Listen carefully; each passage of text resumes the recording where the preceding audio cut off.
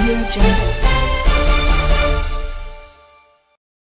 জাজ মাল্টিমিডিয়ার আব্দুল আজিজের মালিকানাধীন ক্রিসেন্ট গ্রুপের নামে জনতা ব্যাংকের ইমামগঞ্জ কর্পোরেট শাখা থেকে ভুয়া রপ্তানি বিল ক্রয় দেখিয়ে 919 কোটি 56 লাখ টাকা পাচার করা হয়েছে। এই জাল জালিয়াতির সঙ্গে আজিজ ছাড়াও জড়িত রয়েছেন তার ভাই এম এ কাদের।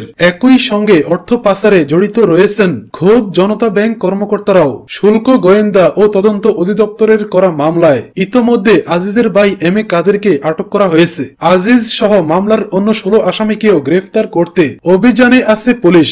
ভয়াবহ এই অর্থ পাচার সম্পর্কে শুল্ক গোয়েন্দা ও তদন্ত অধিদপ্তরের প্রতিবেদনে বলা হয়েছে, crescent leather products limited 143 Hazaribagh Dhaka নামীয় প্রতিষ্ঠানের নিকট হতে Janata bank limited Imamganj corporate শাখা ঢাকা কর্তৃক রপ্তানি বিল ক্রয় করা হয়, কিন্তু 4 মাসের মধ্যে প্রত্যাবাসিত হয়নি। এরূপ বিলের সংখ্যা 215টি, জড়িত অর্থের পরিমাণ 428 কোটি 53 লাখ টাকা। পরবর্তী 7 মাসে অর্থাৎ 31 অক্টোবর 2018 পর্যন্ত 215টি বিলের মধ্যে মাত্র 3টি বিলের বিপরীতে 5 কোটি 97 লাখ টাকা প্রত্যাবাসিত হয়েছে। অতএব অদ্যাবধি 215টি বিলের বিপরীতে 422 কোটি 46 লাখ টাকা অপ্রত্যাবাসিত রয়েছে। উল্লেখিত তথ্য পর্যালোচনা করলে স্পষ্টতই প্রমাণিত হয় যে জনতা ব্যাংক লিমিটেডের সংশ্লিষ্ট কর্মকর্তাগণ এবং জাজ মাল্টিমিডিয়ার আব্দুল আজিজ এবং তার ভাই এম এ কাদের পারস্পরিক যোগ সাজশে 422 কোটি 46 লাখ টাকার সমপরিমাণ বৈদেশিক মুদ্রা বিদেশে পাচার করেছেন। এছাড়া রিমেক্স ফুটওয়ার লিমিটেড নামীয় প্রতিষ্ঠানের নিকট হতে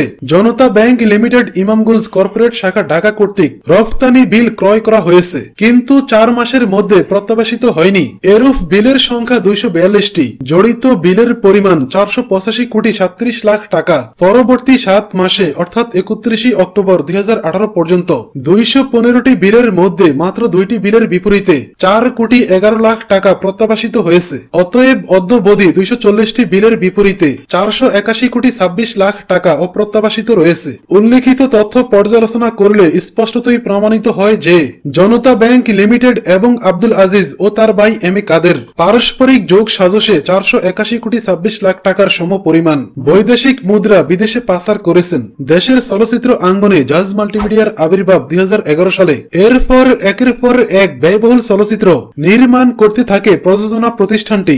দেশে চলচ্চিত্রের বাজারে মন্দা থাকলেও জাজ মাল্টিমিডিয়া একের পর এক ব্যয়বহুল চলচ্চিত্র নির্মাণ করতে থাকে। ঘরে স্ত্রী সন্তান থাকা সত্ত্বেও জানা গেছে জাজ মাল্টিমিডিয়ার কর্ণধার আব্দুল আজিজ তার নির্মিত চলচ্চিত্রে বিভিন্ন নতুন নতুন নায়িকাদের এনে তাদের গাড়ি ফ্ল্যাট উপহার দিয়ে তাদের সাথে বিভিন্ন সময় তাদের সাথে প্রেমের সম্পর্ক করে বিলাসবহুল জীবনযাপন করে।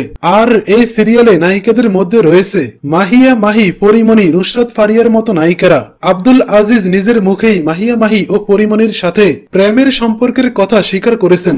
আর তাকে বিভিন্ন সময় এসব নায়িকাদের সাথে রাতের বেলায় ঢাকার বিভিন্ন আবাসিক এলাকায় বিভিন্ন সময় দেখা যায়।